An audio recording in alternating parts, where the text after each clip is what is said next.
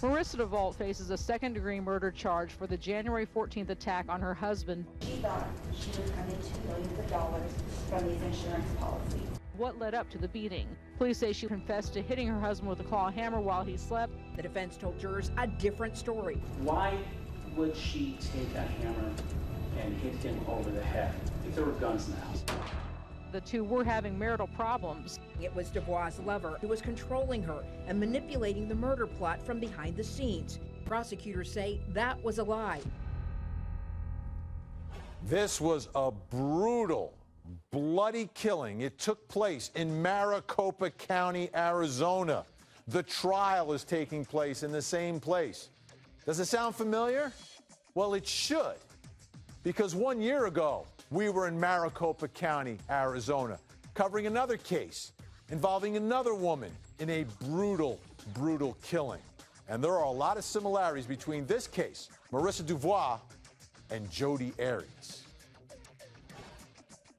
Marissa Devault, Jodi Arias, both admitted to killing their lovers in Arizona. Both faced trial in the same courthouse.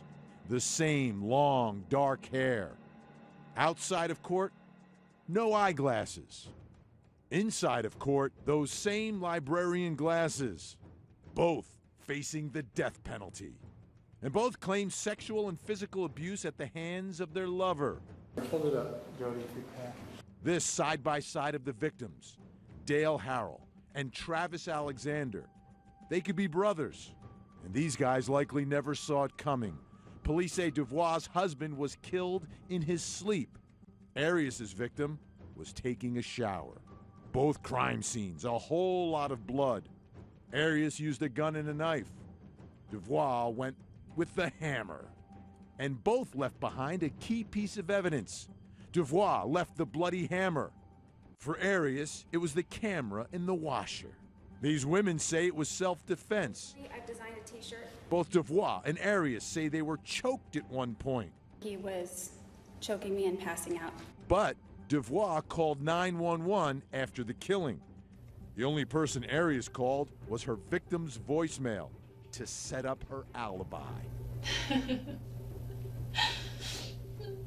And both had other lovers. Devois was having a secret affair, and he's expected to testify that she asked him for a hitman.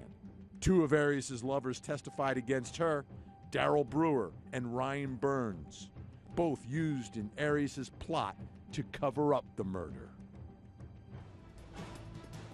That trial underway in Arizona. Let me bring in HLN law enforcement analyst Mike Brooks, because we spent a lot of time last year talking about one woman out there. Now we're going to start talking about Marissa Devault, and this was really a very, very brutal, bloody scene. As was the Jodi Arias case.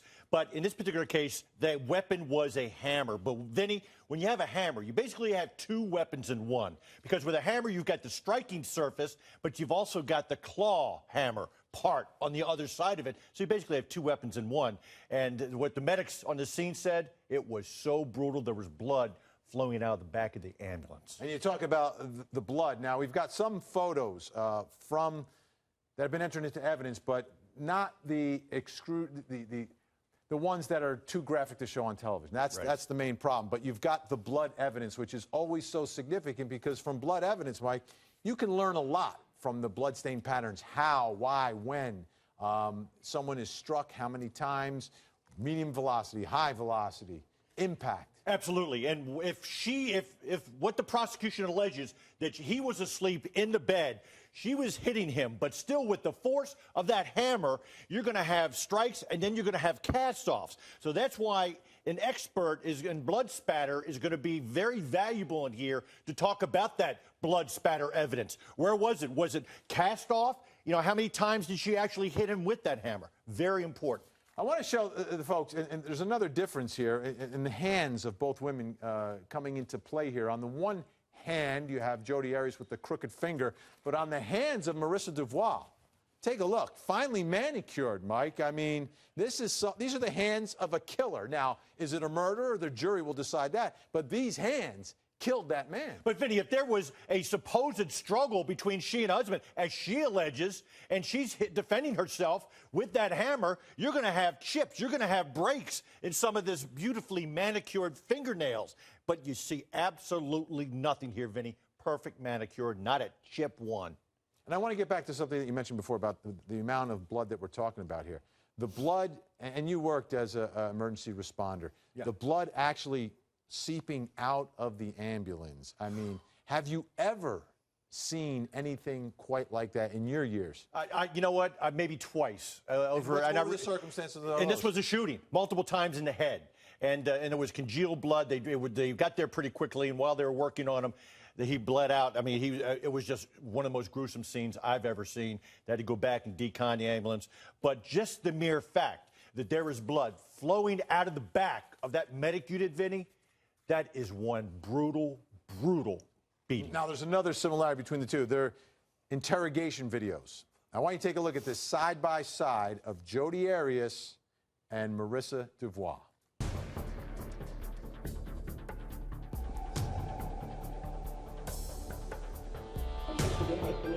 We're the Devault Harrell family, and all supposed to be hyphenated. We're the Devault Harrell family, and all supposed to be hyphenated. We're the Devault Harrell family, and Holy, seemingly inappropriate. I don't know. I've never been in that circumstance. Hope I never am. Mike Brooks, though, you've interrogated tons of people joining the dream team here. Your reaction first, just to that demeanor. First, the head down, sleeping, couldn't be more bored. And this is just hours afterwards.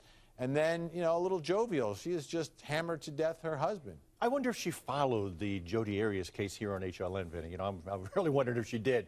But it's so similar. And it's interesting. Yeah. You know, she's so chatty. You know, smile on her face after her husband was just beat to death. You know, in his sleep, allegedly. And it's just amazing. I mean, you compare that to Jodi Arias, and it's just scary. It's going to be very telling for the jury. Yeah. I want to take a look at more now of her interrogation videos. This piece, and this is a significant part of the case, is pregnancy with children. And it gets a little complicated. But first, let's hear from Marissa Devault, and then I'll try to explain what it all means. we were dating, and then I graduated from high school, found out I was pregnant, well, right afterwards, and it was a toss-up between him and another.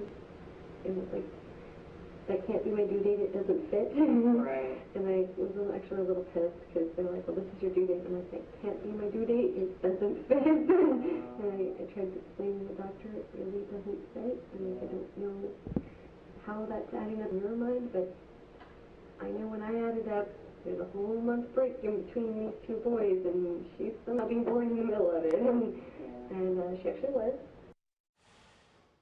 I have an amazing ability of hiding pregnancies. My body just doesn't show them until it decides to. I mean, I found out with my first, I was pregnant at 6 months. Okay. I was still lifeguarding. I mean, I was in my swimsuit every day. I did not look like... You didn't know you were pregnant? No, I continued menstruating. See, okay, you were spotting Which and that type pissed me off. Well, yeah, and then because I was so active, a light period to me was... normal. An amazing ability to hide pregnancies. That actually doesn't sound like Aries. That sounds like Casey Anthony, right? Here, let me explain now how all this apparently happened. She was with her husband, the one that she hammered to death. They're in a relationship. She gets pregnant. Unfortunately, it's not his child, so they break up for a while. But then he comes back, and they decide to get married. And at the point that they decide to get married, she's then pregnant again, this time actually with her husband's child. So 2 children, but one of them not necessarily her husband's. And Joey Jackson, you talk about complicated, you talk about drama, you talk about emotion. These are the things that kind of constitute the answer to the question of why something would go terribly wrong because of all this drama in this relationship. They sure do, Vinny. And, you know, what strikes me, a number of things strike me. First of all, she talks about an amazing ability to hide a pregnancy. She may have an amazing ability to hide the truth. Remains to be seen. And, you know, I looked at Mike Brooks' piece earlier when he was talking about the manicured nails, which we replayed, and you look at the minimal injuries that she had with respect to the actual violence inflicted upon her husband, and you have to wonder, really, did it really go down in the manner in which she did? And then the final point is this, Vinny. I understand and respect that we all behave differently under stress and under anxiety, but is this how a reasonable person would behave under like circumstances? Probably not. And that's the road to reasonable doubt. So if it's not reasonable, ladies and gentlemen of the jury, there is no reasonable doubt. Let's take a look at Marissa Devault now, talking about an issue that she had as a child with her last name. People have been calling her Devault, but that's not what the controversy is. The controversy is she grew up in a house where everybody had different last names, and that really, really psychologically impacted her, I think. I grew up in a household where all of our names were different, and it sucked. It sucked bad, because I never got a Christmas card.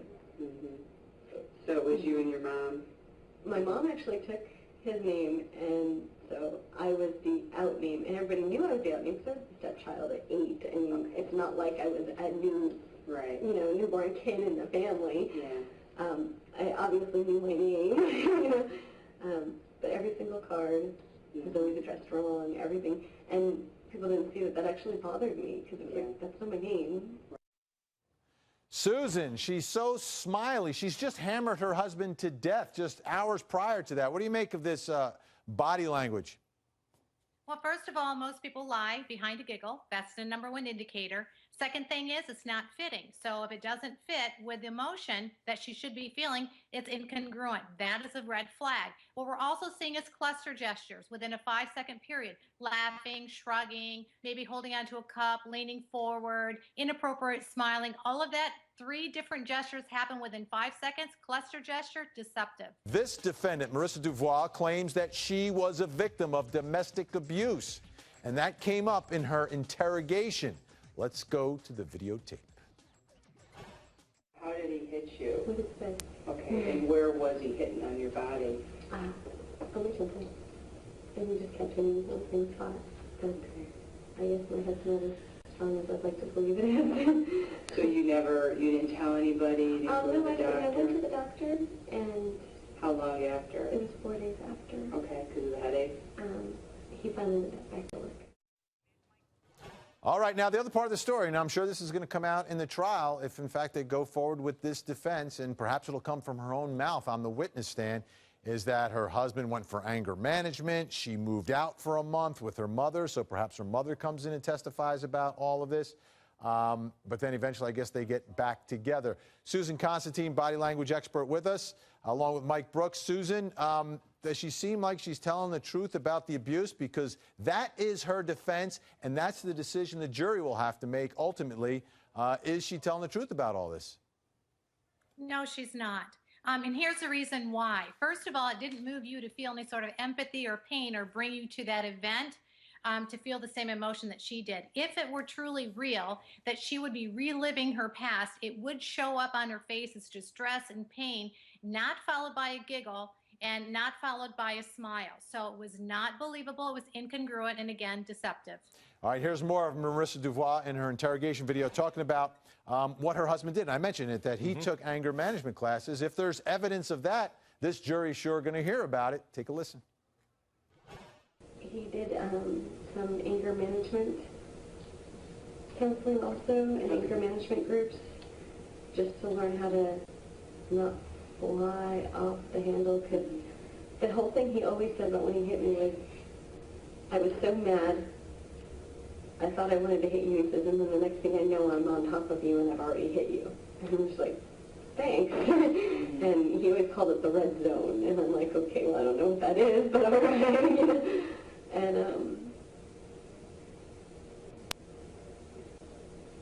I mean, don't get me wrong, I can push buttons, and I know I can. I try not to, because they never cause problems. Mike Brooks, you've been on the front lines to many domestic violence calls, right? Yeah. Does she strike you as a victim? No, not at all. Not at all. And Susan's absolutely right. Listen to her laughing. It's so inappropriate at inappropriate times. She's talking about serious allegations here of, being in the red zone. Yeah, she knows how to push his buttons. It's just so inappropriate, Vinny. And I'm wondering what that investigator sitting across from her is thinking. All right. Now, what you do, what you say, and how you act after killing someone, to me, is important evidence. It was important in the Scott Peterson trial when Lacey goes missing and Peterson is chasing down Amber Fry. It told me all about that guy. After Jodi Arias brutally slaughtered Travis Alexander, she had a hot and heavy makeout session with Ryan Burns. That told me a lot about her. When Michael Dunn ordered a pizza after killing Jordan Davis, I learned a lot about Michael Dunn.